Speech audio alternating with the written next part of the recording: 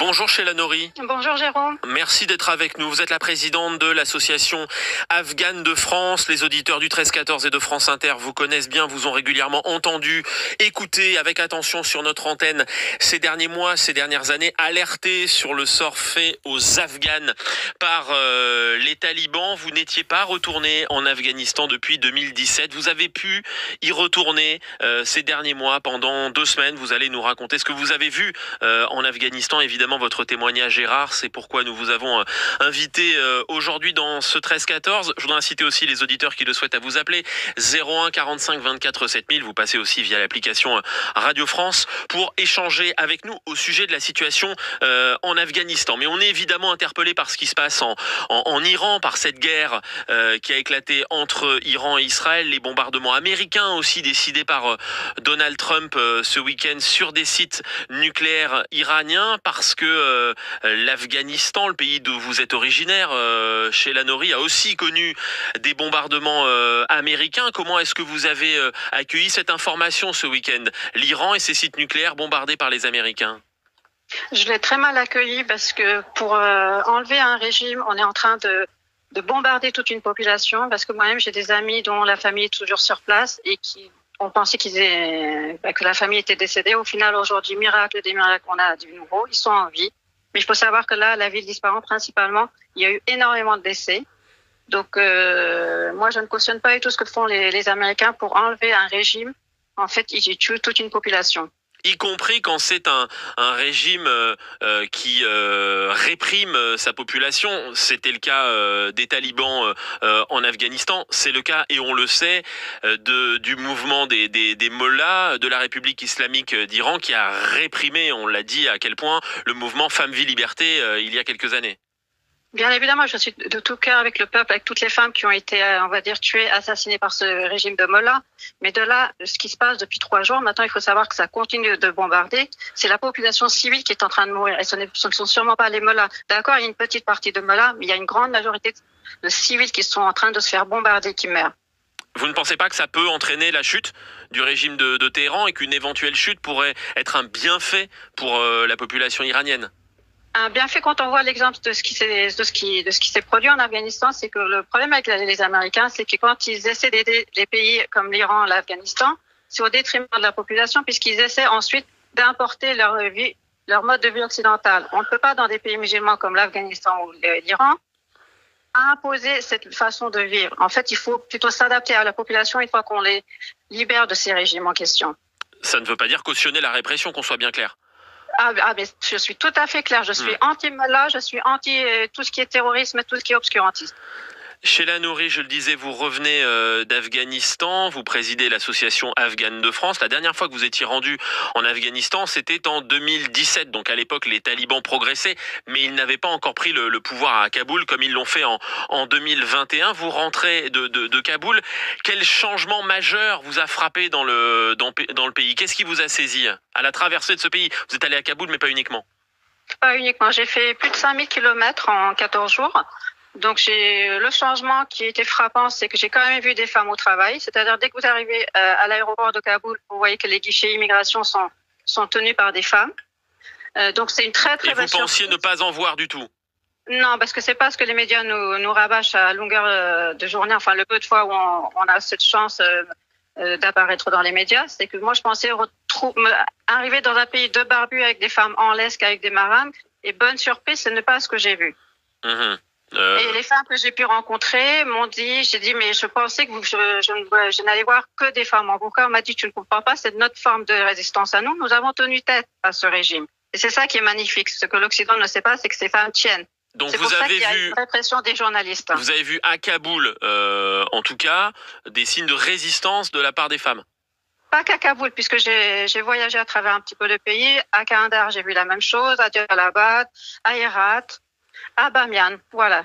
À Parwan, partout où j'ai été, j'ai vu cette résistance qui est belle à voir, parce que ça fait chaud au cœur. On ne voit pas ça suffisamment. On voit que des femmes en burqa en Occident. On a l'impression que c'est un pays complètement fermé. Mais non, il y a cette résistance des femmes qui tiennent bon et qui fait plaisir à voir.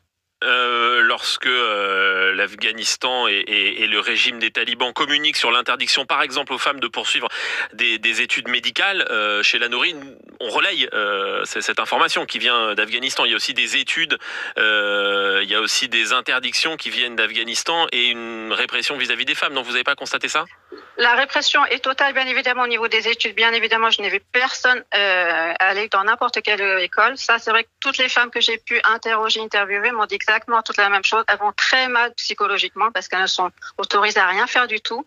La seule sortie qu'elles puissent faire, c'est aller faire les courses ou aller les unes chez les autres. Mais c'est vrai que j'ai testé moi-même d'aller dans les parcs ou dans les lacs. C'est vraiment strictement interdit aux femmes. On s'inquiète aussi pour la santé de ces femmes parce que le personnel médical masculin n'a pas le droit de soigner des femmes, à moins qu'il y ait un parent masculin qui soit présent. Ça induit une mortalité maternelle très importante en Afghanistan. Est-ce que vous avez constaté aussi des difficultés d'accès aux soins ? Moi, quand j'ai été sur place, parce que j'ai eu la chance d'aller dans une clinique privée à Herat, pour l'instant, les femmes sont tout de même soignées, là où j'ai été. Donc, peut-être que dans certaines régions, ce n'est pas autorisé, mais là, à Kaboul, j'ai des membres de ma famille qui ont été, qui se sont fait soigner, des femmes, je veux dire. Donc, pour l'instant, c'est ce qu'on m'a dit, c'est qu'il y a quand même une petite continuité, mais dans le temps, comme il n'y a plus d'études, il n'y aura plus de médecins, ni d'infirmières, ni de sages-femmes. Sur du long terme, eh bien, les femmes, désormais, pourront mourir juste en mettant la vie. Donc, juste en donnant la vie, pardon. Est-ce que vous pouvez nous rappeler, chez la Nouri, dans quelles conditions vous avez pu accéder à l'Afghanistan et obtenir l'autorisation des talibans de pénétrer dans le pays ? Eh bien, je suis née, mon pays de naissance, c'est l'Afghanistan, donc je n'ai eu aucun problème pour y aller. Donc, j'y suis allée en mode touriste et bien sûr que les talibans n'ont pas compris que j'étais là pour aller voir un petit peu, voir ce qui se passait réellement sur le terrain. Donc, il suffit de se présenter avec un passeport afghan pour rentrer finalement. Oui, à ce niveau-là, il n'y a aucun problème. Pareil pour les Français et les Occidentaux, vous y allez avec un visa de touriste. Au contraire, ils sont contents parce que vous venez faire leur com. Vous venez, vous dites que tout va bien. Mais il faut dire à côté qu'il faut absolument ne pas oublier que le côté tragique des femmes, le côté psychologique, il y a beaucoup de femmes qui se suicident. Il y a beaucoup de femmes qui sont en dépression totale. Et il faut savoir qu'il y a un dérivé des talibans qui s'appelle les Amr de Ben Marouf, qui s'appellent les ordres de Ben Marouf, qui sont les plus stricts dans la charia. Et ce sont eux qui tyrannisent les femmes. C'est-à-dire, dès qu'ils voient une femme dans un marché qui ne porte pas bien le masque, parce que eux, il faudrait vraiment que la femme disparaisse. Donc, les femmes tiennent le coup, elles sortent avec un masque Covid. Et là, dès qu'ils peuvent, et vous avez des vidéos sur YouTube, eh ben, ils vous tabassent, ils massacrent les femmes. Ils en enlèvent. Certaines disparaissent pour de bon, d'autres réapparaissent. Celles qui réapparaissent, dont les familles sont au courant, se suicident parce qu'on se doute bien de ce qui leur est arrivé. Donc, à ce niveau-là, c'est catastrophique pour les femmes. Des femmes qui doivent sortir accompagnées d'un homme dans la rue ? Eh bien, ça a été une très belle surprise. Je vais vous dire la vérité parce que j'ai des preuves en main. Je suis venue avec vidéo et photos. Non, justement, j'ai vu beaucoup de femmes sortir sans mahram, entre elles. Et c'est une très, très belle surprise. Je leur ai dit pareil, mais vous savez ce qu'on entend l'inverse en Occident. On nous a dit oui, au départ, ils étaient très, très stricts. Maintenant, ils nous lâchent un petit peu parce que déjà, nous, on tient tête. Mais sans doute à leur risque et péril.